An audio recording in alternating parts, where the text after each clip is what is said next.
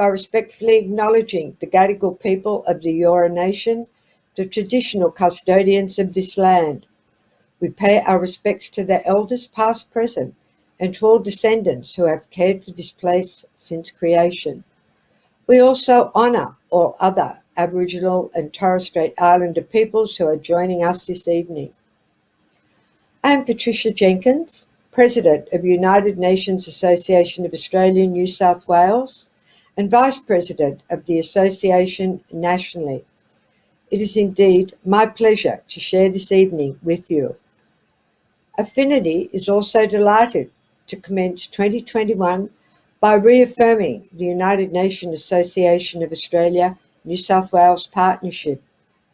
Over the years, together, we have effectively collaborated to bring you many events, including a number of webinars last year. It is also, may I say, an absolute pleasure to work with my dear friend, cousin Amit Pollard, Affinity's dedicated Executive Director. Before proceeding with tonight's webinar, let's share some of Affinity's amazing 2020 highlights. I think as the leader of a government with the United States is the US featuring Muslim and Christians that enhance social cohesion. Peace operations and peace building provide hope to areas that are emerging from conflict. What are the factors that contribute? Trying to solve common problems. Talk about a Human Rights Act, we tend to must be reserved. For those who have never attended an Affinity event before, Affinity was formed some 20 years ago by a group of young Muslim Australians to promote multiculturalism and foster intercultural and interfaith dialogue by building bridges between different groups in society. So the warnings have been in since 1988. It's science. Will help build the resilience of our environment to climate change. Vulnerable parties need a court system that's flexible, accessible and adequately resourced. And if we don't save each other and work together to save creation, then it'll all be destroyed. Activating positive peace is generally community level. To help make sure that every person that doesn't have a voice in this equation, imams and other religious and faith leaders get access to the key services that are available to them. Generally looked upon to give advice and support. Even if we doubled the humanitarian intake in Australia, to all speak up about the deterioration of human rights. In the world at the moment, you see there's still so many displaced. Where leadership is strong and you see where leadership's not strong and you look at the difference it makes on society.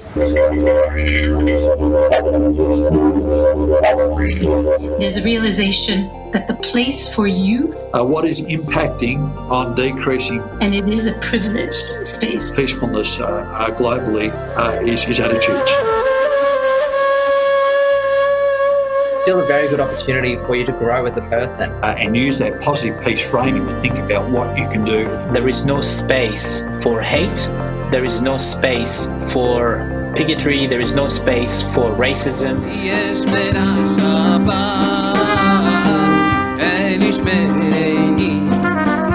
You are wonderful citizens which are contributing to the well-being of our state.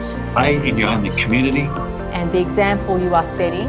B, in your own family unit. Make sure that all of us stay safe and we keep our loved ones safe. Or see what you can do personally. You're an example to the rest of the world about what multiculturalism means and how we can all be successful. I have a responsibility to them. This is the most extraordinary public health challenge. As well as to everyone else, not just to my family. That we have faced in 100 years. Economic, social and cultural rights are also very important. Especially this year, it's really an opportunity where we're all in the same storm. We might be in different boats. These conversations are so important to promote the concept of togetherness, cross-cultural collaboration and of breaking down barriers that might otherwise but should never exist.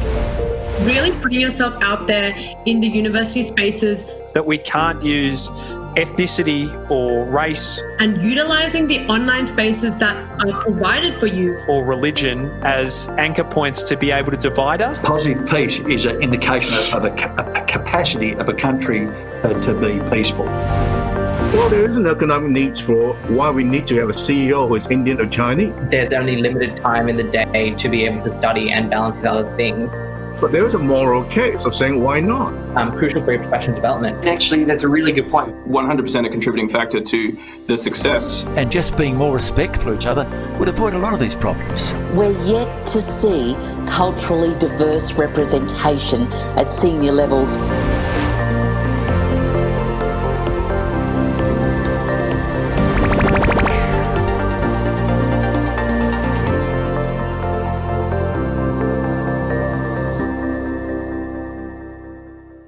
Amazing indeed, and these highlights certainly reinforce the need to continue working together for the common good, never giving up.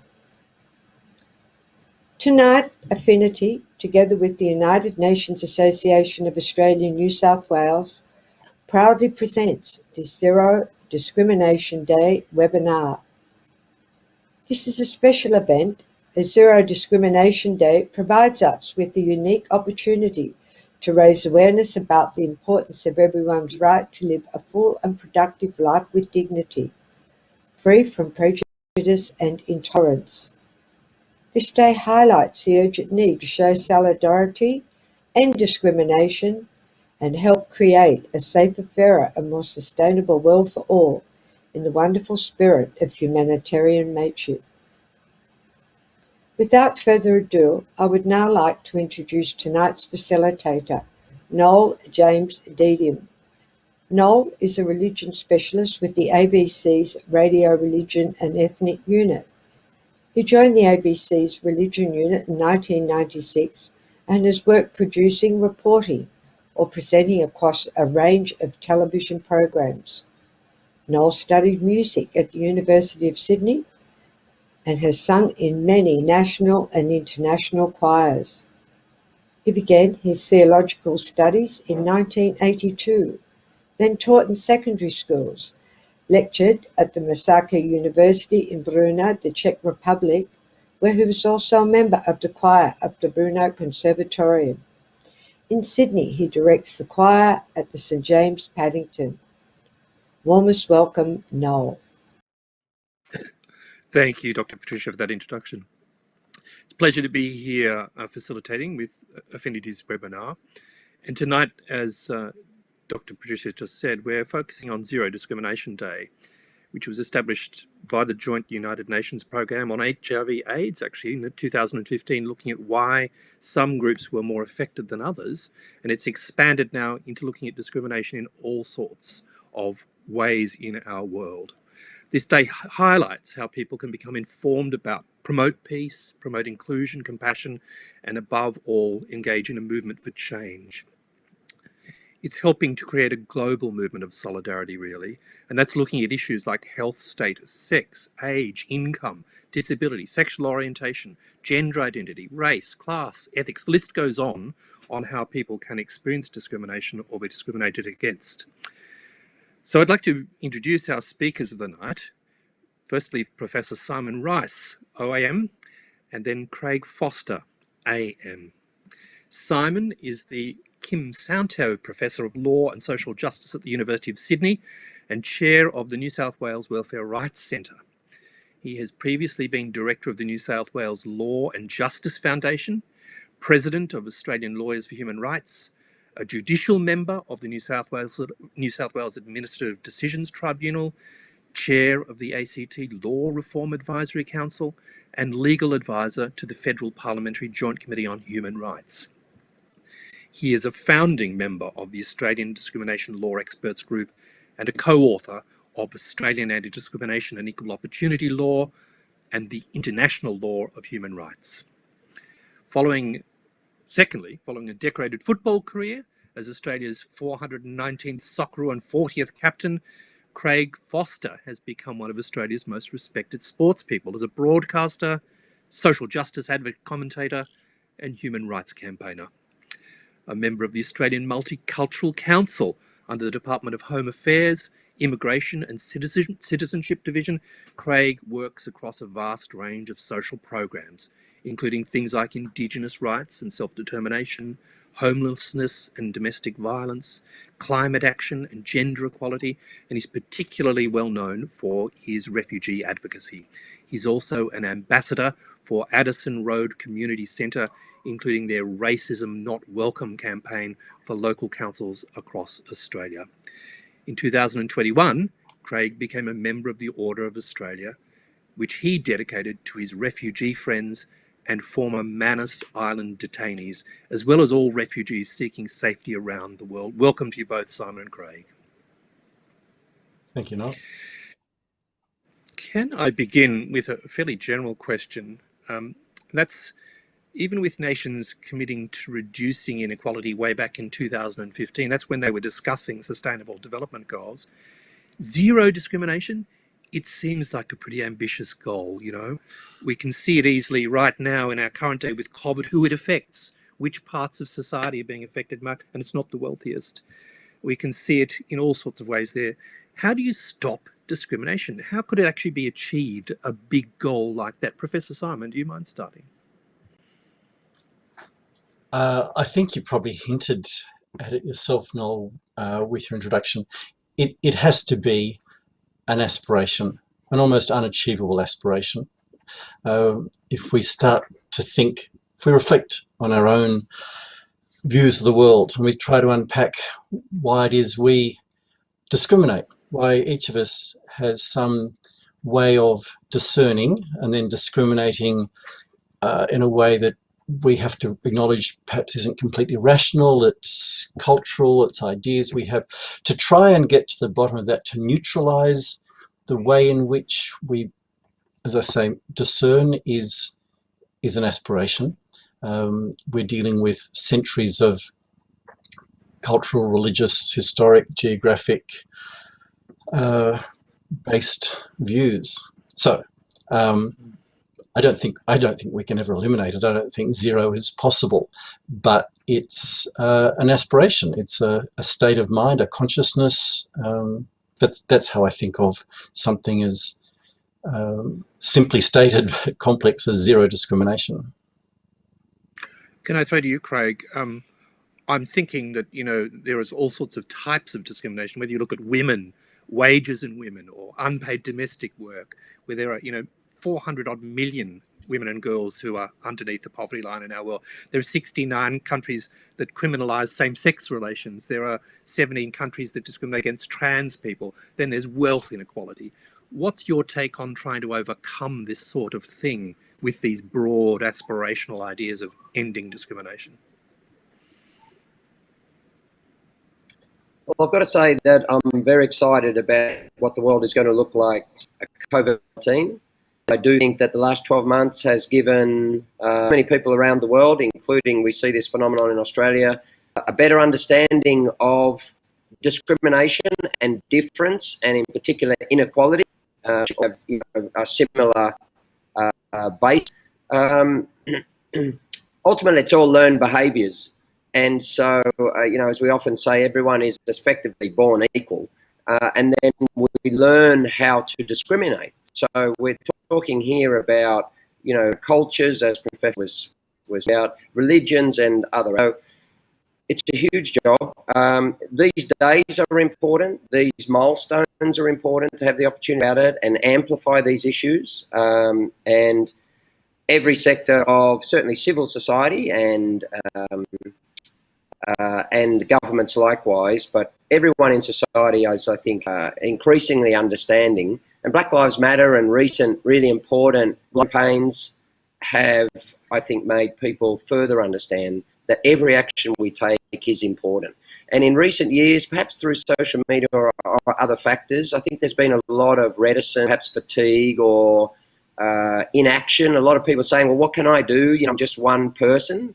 And hopefully, post-COVID, we can break through that, you know, that issue, and make everyone understand, both in Australia and around the world, that it only takes one. You know, you just don't know, and I've experienced that in recent years in my own life. You actually don't know what the potentialities are of the actions that you take and what the potential ripple effects are.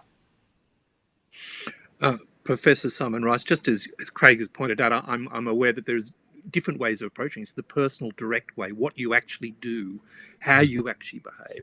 But can I bring it back to law? Because that's another way you can look at this. You can have laws which try to encourage and end discrimination, and we try it in all sorts of ways, whether that's age or whether that's gender, and there's no one about religious discrimination going on at the moment. How effective or how ineffective do you think law is as a tool to improve matters surrounding discrimination? Oh, pretty ineffective, Noel. It's part of it. It's a small part of a massive social project. I have a colleague, Belinda Smith, and Belinda and I are asking this question. We've had anti-discrimination laws in Australia for over 40 years, and we can probably say that Australia is, to some extent, a kinder, gentler place than it once was. There's a better understanding of discrimination. People are less inclined to be nakedly prejudiced in things they say and do. It's very hard to measure real progress. And what progress has been, I'd hesitate to put down to the fact we have laws on the books. As I say, it's part of the story. If you take law as a public statement of values, we have a law which is, laws are largely symbolic. They give signals to the population, signals to pay your tax, signals to not steal. If you start at that broad level of law being a public statement of policy, that has something to say. When you get down to enforcing a law, to punishing someone for behaving badly,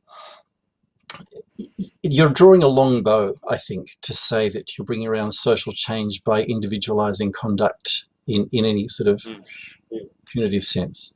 So I think it's important for advocates, and Craig could say more about this. It may not be what you do, Craig, but I think it is important for advocates to be able to point to a law and say, look, it's not just me, this is what this is what our elected governments say. That's important. It's not necessarily always the case that you run off to law to get a solution to fix a larger problem. Greg, would you like to respond to that? I wonder that the advocate is out there being very practical as well. And are those laws useful? Do you use them much? Do you point to them? How does it work? Well, international law is really an interesting one, and as Professor would know far better than me, can be positive or helpful within our domestic court system while not determinative. But the international human rights law is, I think, fundamentally important because it exists as a kind of on behalf of much of humanity to say these are the minimum marks by which everyone must abide. And for that reason, I think they're incredibly important. How effective are they? Well, in a country like Australia, where we're able to legislate away much of the rights, for instance, that refugees and asylum seekers have just through the Domestic Immigration Act. But nevertheless, presents something, an aspiration, something important that can continually point to on the global stage. And as far as other countries abide by those principles and objectives, we're able to say, look, we are part of a global community here, global citizens, or should be, and this is the way the world has decided, and this is the way much of it is acting, and we are, stepping outside, and our standards have breached that. Our standards are lower than many countries in the world. So from that perspective, it can be really powerful. There's many ways, of course, that advocacy works, and this concept of values is also an important one. What people think that their country or their community does or should stand for. Can I ask you to just... Oh, no, please, go ahead, Professor Rice. Oh, I just wanted... Craig introduces an important... Craig introduces an important dimension, which is the international versus the domestic. I spent many years as a practicing lawyer advocating for people who'd been discriminated against using the system, and I got good results and they were vindicated, and that was really important. And the person who had the duty not to discriminate, was wiser for it, and perhaps there was a ripple effect through the industry. So I don't want to discount the use of domestic law, but I just want to put it in its larger context. And then Craig took us to that much larger context, which is international law. I think Australia for the last 20 years has been is going through a fairly dark time when it comes to respecting what international law says. Our federal governments are not especially swayed by reference to international law, while other countries are more persuaded by it, and Craig's had great success in invoking those international standards. It's a political... my point here is that once we go from the domestic to the international, it shifts from being a local issue involving players, parties, employers, accommodation providers and people, to becoming an intensely political issue. Once you start talking about international law, you're talking about nation states and their attitudes to the global system. So their attitudes to discrimination law gets caught up in the legitimacy that they accord to the international system, and it becomes a different conversation, I think. I think perhaps a complicated one with the addition of international human rights, which Craig just mentioned, because there is some resistance among Muslim communities particularly, as saying that international human rights is based on a Christian dispensation and a system of thought. So it complicates things at times as well, I think. But could I bring it down to something very practical and just say women? Now, we're in a time in our own country where there's a lot being talked about in Parliament now, which is about how women are treated or not treated. And then all across the world, we know that in terms of illness or poverty, women and girls are in there. And changing that has something to do with law, something to do with attitudes, something to do with advocacy. So, Craig, can I ask you to do with sport? Where do you notice discrimination for women in something as direct as that, which a lot of people have a big interest in, actually, and how do you identify and correct?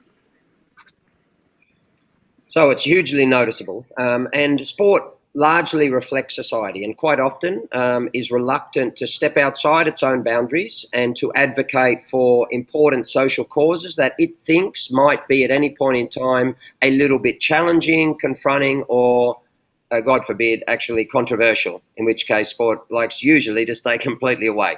I happen to believe that sport is an important part of civil society, that athletes are human beings first, citizens second, and athletes third, and that they not only have the right, but they have an actual responsibility to speak out on important social issues in the same way that everyone else. So sport, however, has created this framework, this paradigm in which it puts that it's equal and likes none to talk about things that are sized. And let's say the concept of human rights itself, Noel, as you're well aware, is challenged. Nevertheless, is at least it is at least a benchmark open for discussion that people around the world can look at and say, okay, you shouldn't torture people, or you shouldn't, everyone has a right to life. Everyone has a right to human dignity. And we're all born free and equal in dignity and rights. These concepts, I think, irrespective of where you are in the world, what is your religion or other aspect, I think, are common to our shared humanity. So sport reflects society largely. It's made some great progress in recent years, and it has even taken some leadership positions. And I'll give you an example when it comes to women. Which is, again, a cultural issue. If there's lack of women in the decision-making table in governance, or a lack of investment in women's sport, for example, that's ultimately going to be reflected outside as well. That's why sports leadership on these social issues is so critically important, because of the visibility of the industry and, as something that people come to, they love, they have immense passion for, and in this space we can create immense social change, and I think we should do more. I'll give you a quick example. A couple of years ago, I was the chairman of our Players Association, which is Socceroos and Matildas, and I ran a governance review, reconstituted the board, and for the first time opened the statutes with a quota for women, Matildas, and our W League professional players to sit on the executive board of their own Players Association. At the same time, we also instituted a quota for Indigenous Australians, which is also important. And I saw through that process the difficulty in bringing that to life. And, you know, the fact that the vast majority of decision makers, and Parliament might be a great example here, being male, you know, find it challenging to come to that position. I happen to believe personally that to the extent that we have more women in decision-making positions at the global level and national, we will be a better world. And I particularly was noticeable and laudable some of the leadership that we had from many female prime ministers around the world actually during COVID-19, and I'm not surprised by that. I think we need more women in leadership in this country. We'll not only be better, but I think we'll be a better global citizen. Can I follow that up with a very practical question before I come back to you, Professor Rice? But Craig, pay, equal pay. Now that comes up everywhere between men and women, everywhere. Can I ask you about sport? Is there progress or is there not progress? So there's great progress in some sports, in others not so much. But for example, that process of social change was really important. So the Matildas actually, 6 years ago in 2015, had a strike against the governing body for pay and other conditions. But the association itself, the Players Association itself, decided, after also having women in governance positions where the discussions start to change, that you know, that was the aspirational viewpoint that we want to achieve. And I'm delighted to say that some 4 years later, after that decision at governance level, only last year I think it was, the Socceroos and Matildas, our two national teams, equalised their pay. I'll just say quickly, and I think Professor Rice will appreciate this, that I personally was quite prepared, more than prepared, to say this is the current pool as it stands, and to equalise that means that the men have to come down and the women come up, and we meet in the middle. The position of some of the great leaders that we have in the players' rights movement was this, that that's actually not what should be happening in society. What we should be doing is bringing women up to the benchmark that men have been enjoying for a considerable period of time. And therefore, you know, so it took a little bit longer, you know, over a kind of 12 or 18 months period, the process was put into place whereby once the new collective bargaining agreement was done and all of these commercial aspects were on the table, we were able to then announce that the players have been able to achieve that along with Football Federation Australia. But as most things that come out of sport, many of the best things, particularly racial, gender equality, you see it everywhere across the world, that it's overwhelmingly coming from the athletes themselves now. This concept of athlete advocacy and their own personal agency, they're rejecting this paradigm that, you know, they're not allowed to speak out on these issues, and we're seeing tremendous cultural change and policy change in sport, which is going to filter positively out to society. Simon Rice, I think you wanted to jump in there. In fact, I've come in now, Noel, because Craig made the point that I wanted to make. The example of pay for the soccer players is an exception, I think, to what I'm saying, where you can make the pie bigger. It's a market. There's a market solution to that, and you can say, you know, let's give to the women's sport what we've been giving to men's sport, expand the market, and as you say, Craig, bring them up.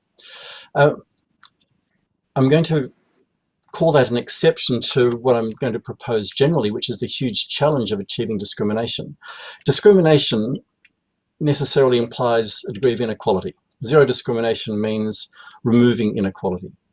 And putting aside where you have a market mechanism that might make the pie bigger,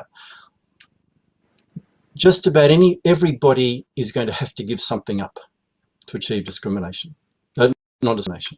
It's about power imbalance. People have more of something, and that may be more material goods, it may be social capital, it may be authority. Fundamentally, it's power. Inequality is about difference in power, and the power is referable to a whole range of personal factors. And to achieve equality means, as I say, people giving things up. Men actually have to give up a space at the table. There aren't enough chairs at the table to bring all the women in as well. Men have to give that up. And people have to give up cultural beliefs, They have to give up perspectives on history. They have to give up tribal differences. They have to give up positions that they hold if we're going to achieve equality. That, for me, is the greatest obstacle, is the fact not that we can't get people to buy into the rhetoric.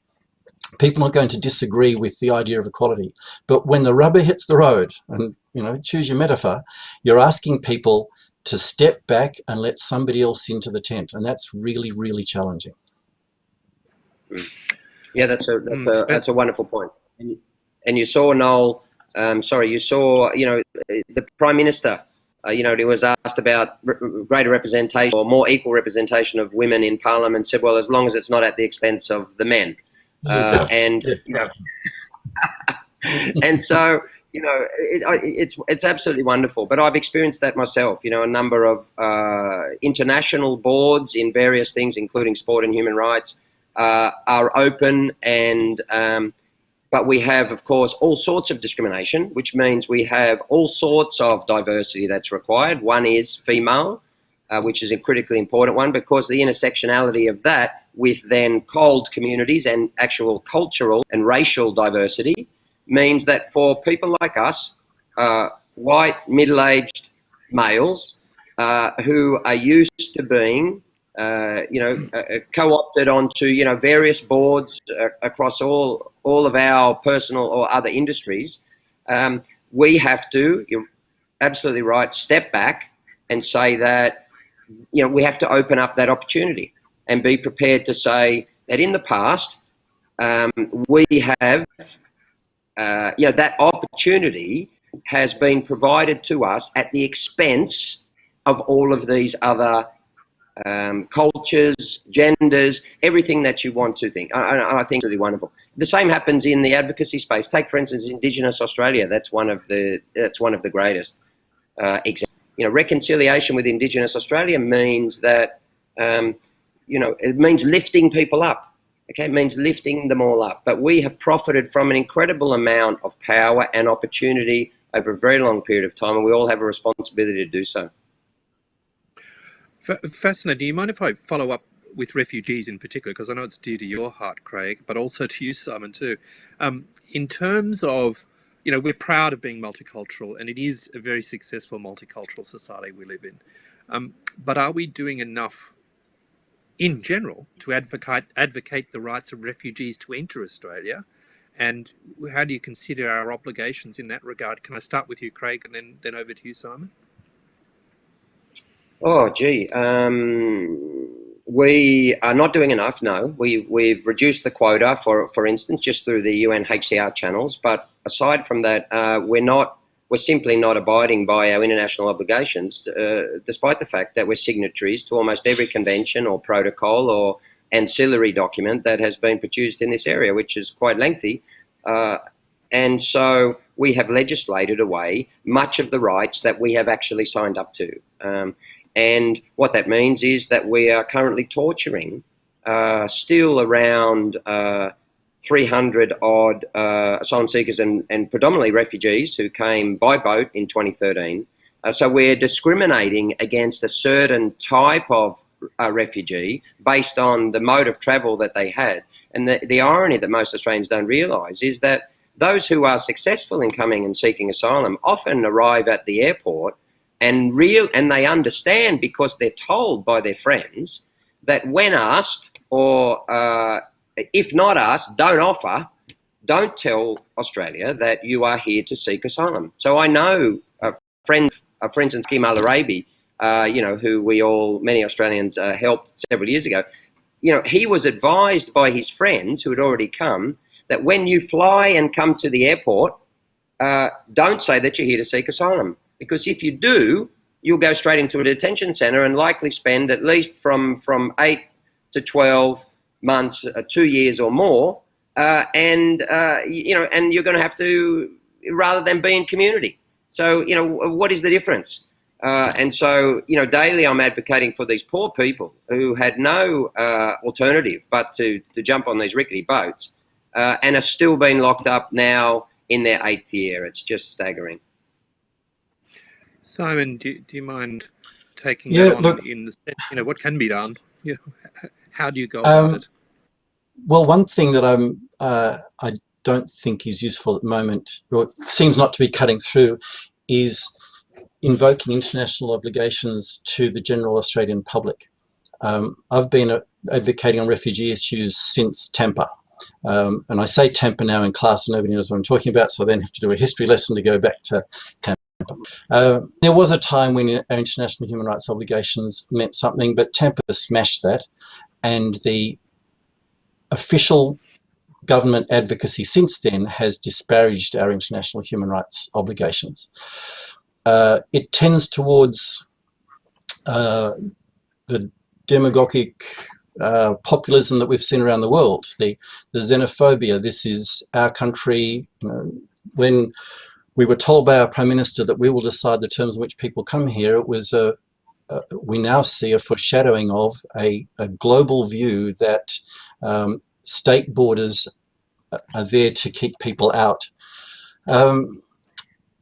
So international human rights language doesn't cut through that. People, I think, in Australia have a very strong sense that this is our country and we keep it to ourselves.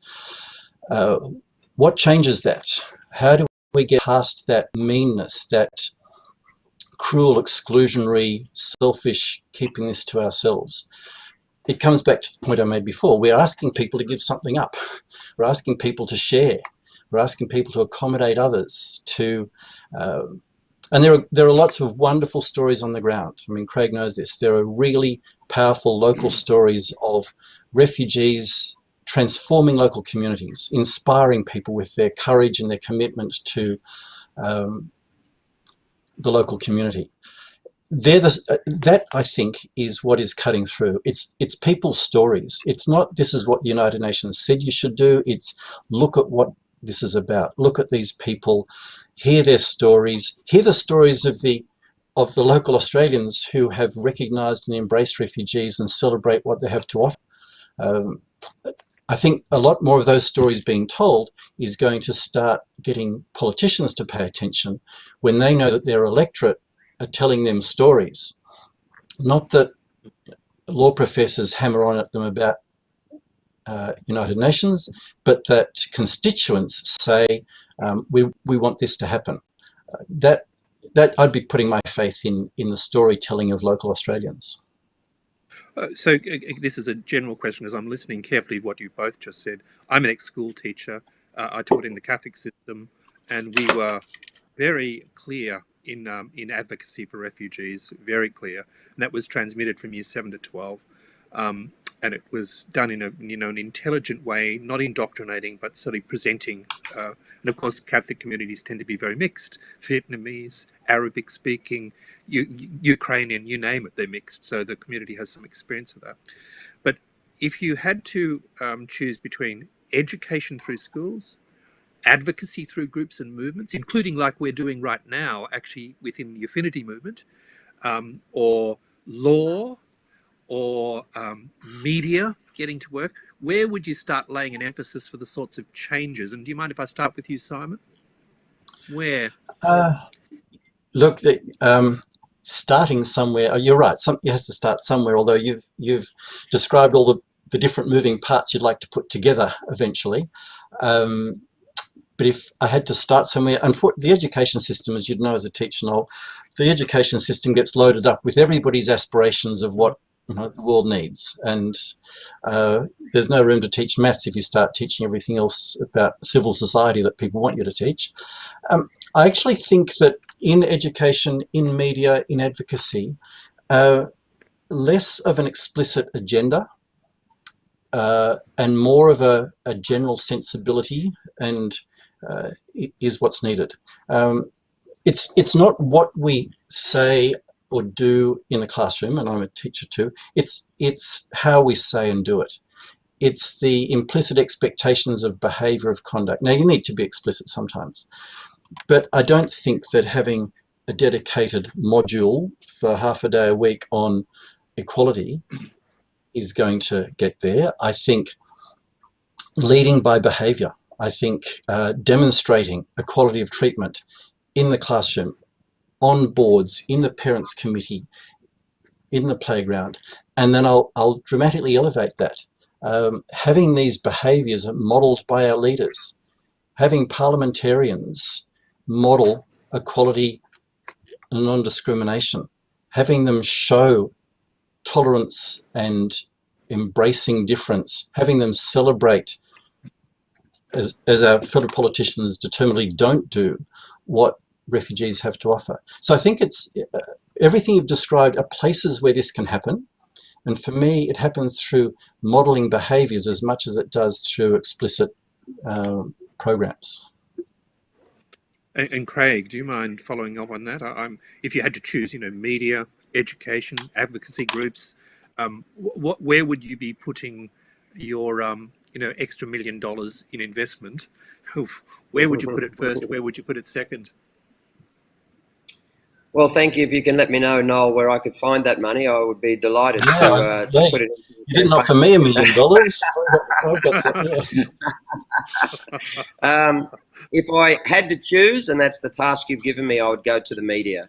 And I'll tell you why, is because we can do all the education that we want, and we can conduct ourselves in an appropriate manner. But if the media is going to attack us for doing so, and attack those who've enabled us in a position of a non-discrimination. Let's say, for instance, Julia Gillard, look what happened to her as the Prime Minister.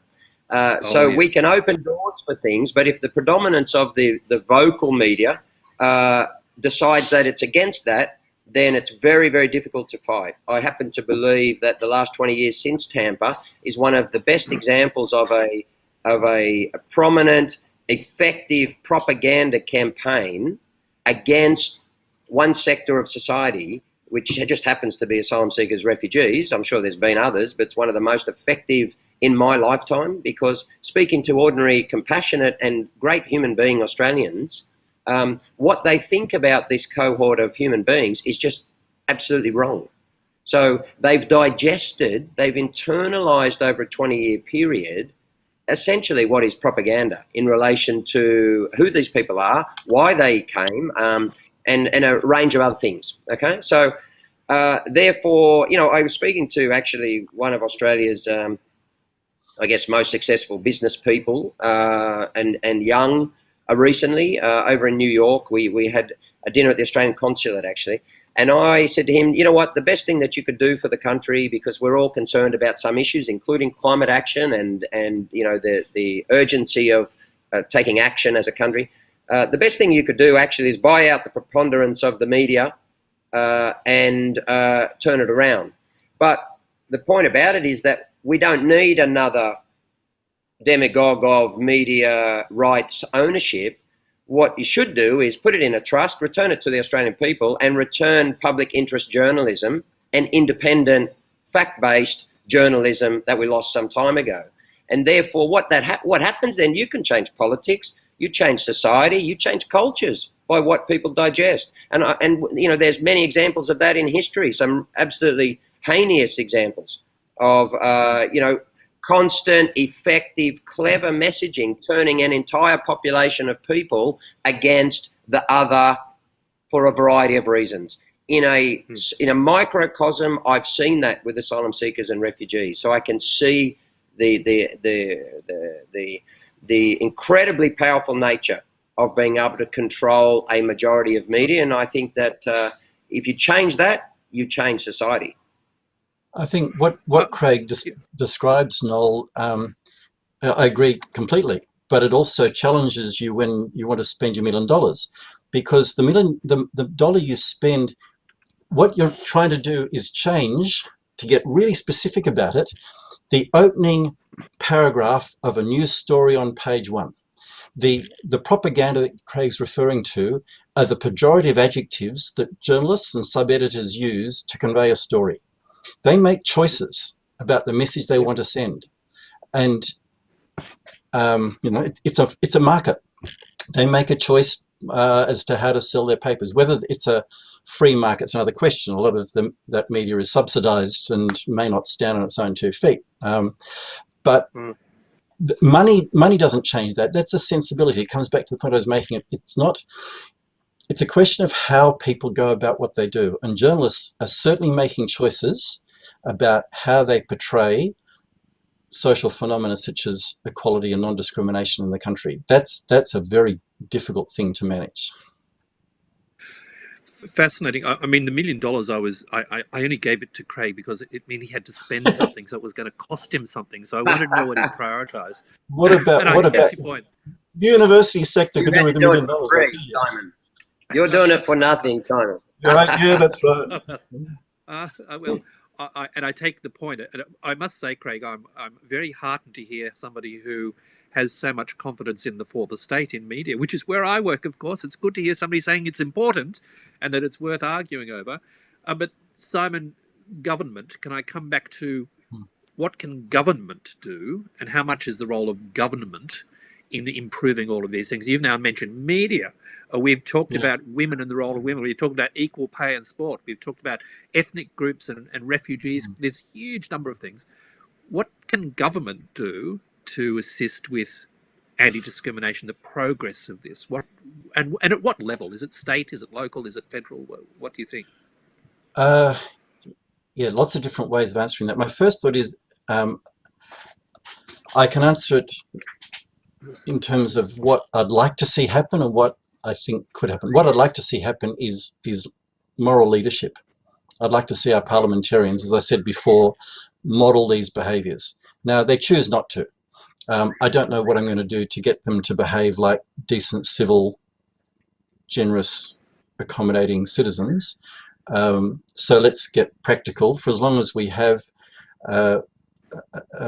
politicians who don't choose to model civil behaviour,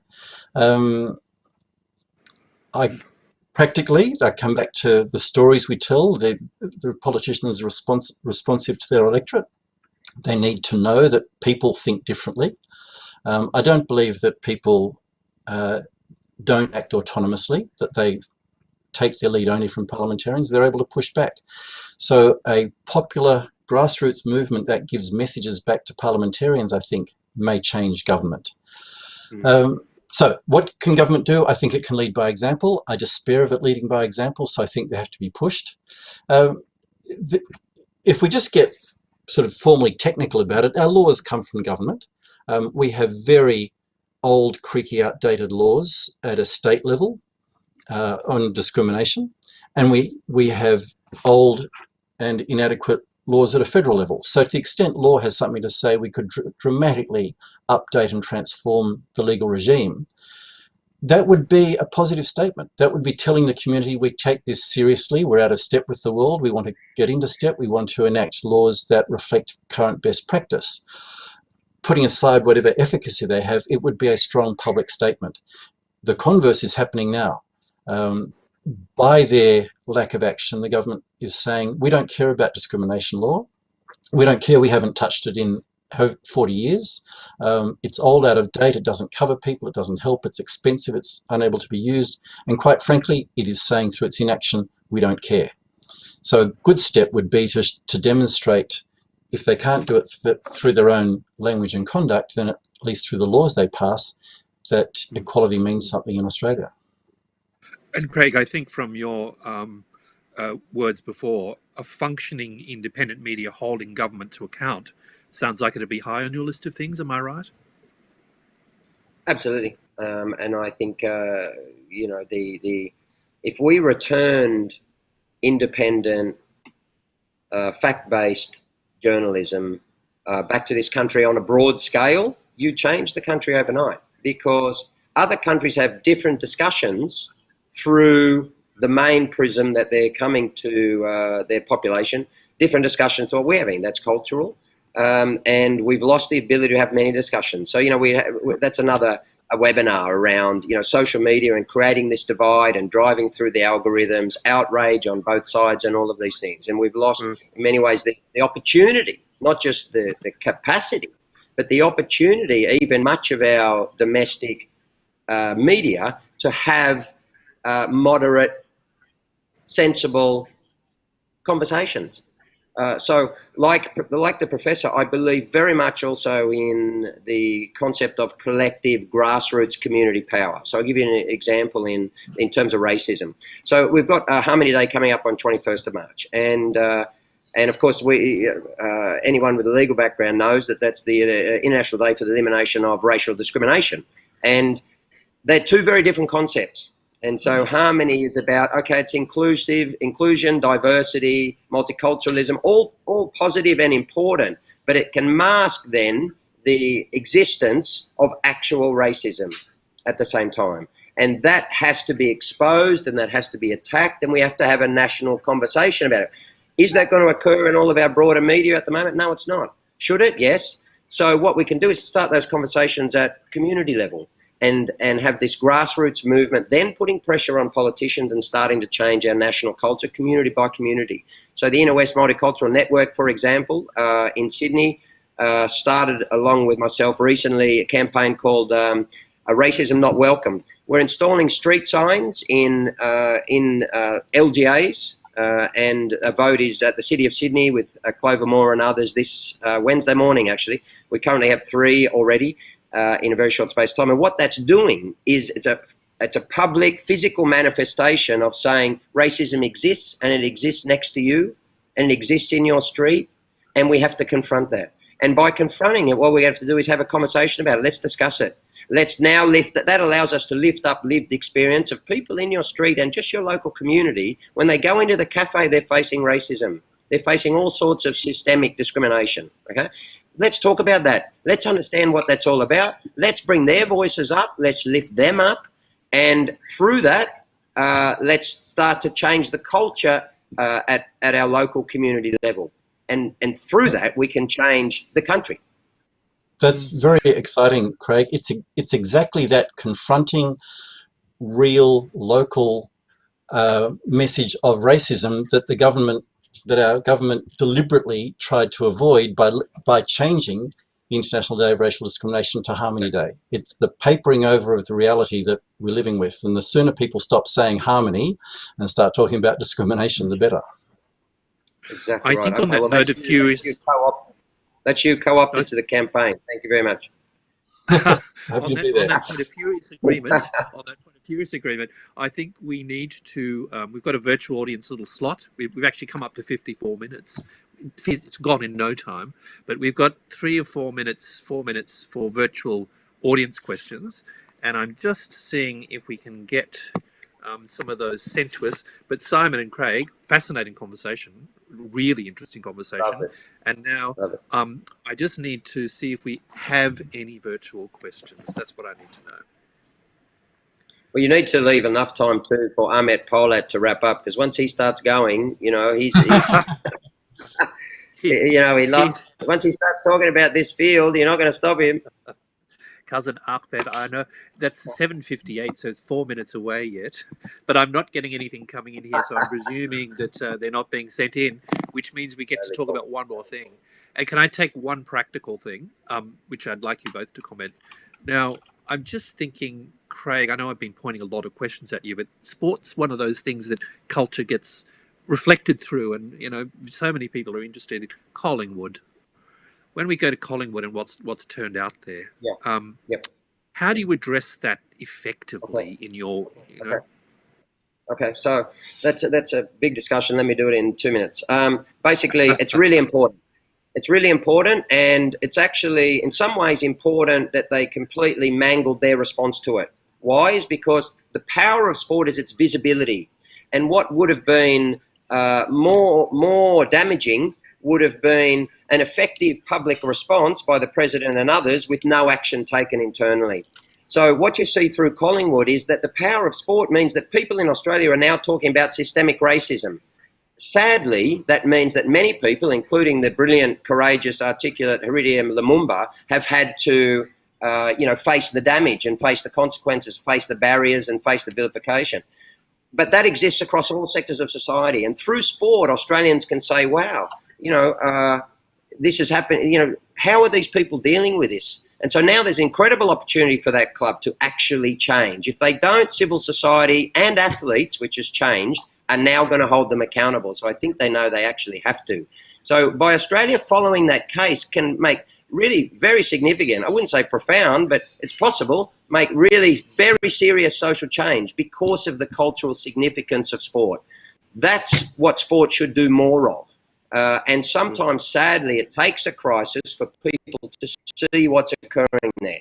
There was some really effective, Indigenous X is one account that everyone should follow. They made a really effective quickly, though, which said, obviously, this is not just Collingwood. So the response from AFL broadly was very muted. It took the fans and some high-profile supporters of Collingwood and some players to actually really force them, and in the end to force the president of the club out, who not only failed to acknowledge the presence in an independent report of systemic racism, but, you know, as you know, said that it was a proud day not to face it. So, you know, many civil society, so politicians and others are now really coming to sport and saying that's not enough anymore, and that's what I love. Sport is quickly coming to the realisation that you are no longer you're no longer exceptional.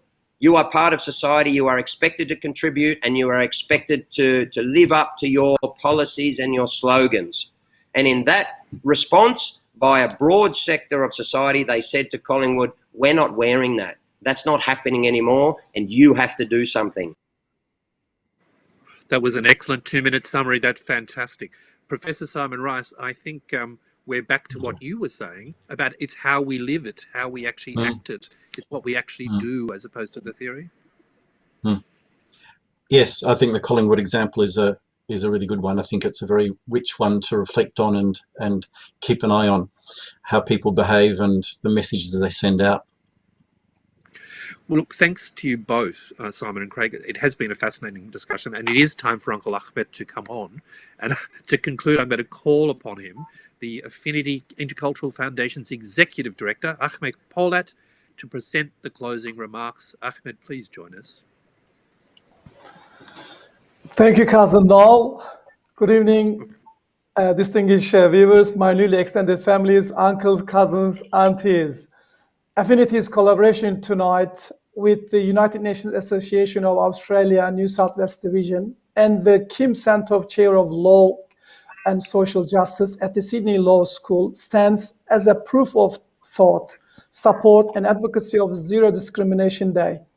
In my humble view, we are all in a constant and continuous state of promoting diversity, equality and empowerment for every individual, not only one day, but throughout the year. I'd like to sincerely thank our inspiring peace activists of tonight, my new cousin, Professor Simon, and cousin Craig, who are both remarkable role models within our society. Thank you, cousin Noel, for facilitating tonight's webinar, and my esteemed cousin, Dr. Patricia, for the warm welcoming. As mentioned tonight, discrimination is one of today's severest problems. Although some countries have made praiseworthy progress towards removing any level of discrimination, this notorious issue still exists in the world. On behalf of Affinity, I strongly believe and proclaim that any kind of discrimination has no place in a democratic society, and I support a zero-tolerance stance with regard to all forms of racial discrimination. To quote Barack Obama, we must build a world free of unnecessary barriers, stereotypes, and discrimination. Policies must be developed, attitudes must be shaped, and buildings and organizations must be designed to ensure that everyone has a chance to get the education they need and live independently as full citizens in their communities. Each government and private sector should deliver to all people equally and not discriminate on their identity, gender, and race, ensuring that individuals' rights, including women's and girls' rights, are protected, ending discrimination against everyone, and removing discriminatory laws will be central to achieving the UN Sustainable Development Goals, as well as the universal human values of the rule of law in every corner of the world. In my humble perspective, unity and harmony are part of the solution towards a democratic society. Affinity works to foster environments of mutual respect and social harmony in communities through its events and by partnering with organizations and institutions that promote multiculturalism and multi-faith, condemning violence and terror, and making opportunities for dialogue and collaboration among people from diverse backgrounds. We believe that these issues touch us all, no matter where we are in the world, and we hope to raise awareness around them in order to better understand the challenges we face in societies today. I would like to end with the words of the icon of democracy and social justice, the esteemed Nelson Mandela. No one is born hating another person because of the color of his skin, or his background, or his religion. People must learn to hate, and if they can learn to hate, they can be taught to love. For love comes more naturally to the human heart than its opposite. I believe it is our hope, and I pray that in focusing on the values that we share rather than on our disagreements, we can help to foster a deeper understanding and more truly harmonious society in our time together. Thank you, distinguished listeners, and have a lovely evening, and look forward to hosting you next Monday with another Affinities webinar. Thank you. Have a good evening.